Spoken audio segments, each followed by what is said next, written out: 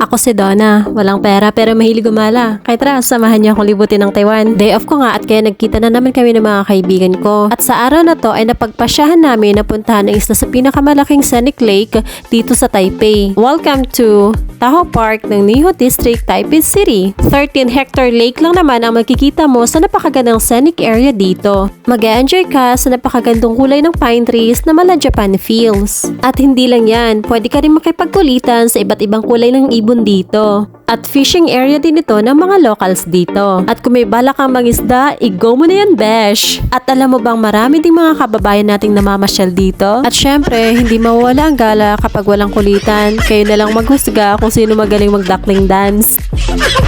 At syempre, hindi na rin namin pinalagpas ang napakagandang moon bridge nila dito. Ito ang isa sa mga attraction nila dito na kung saan mapapamangha ka sa ganda ng moon bridge at reflection neto sa lake mismo. At kung may balak kang pumunta dito, is-save mo na yan, besh! So, paano nga ba kami napunta dito? Ganito kasi yon.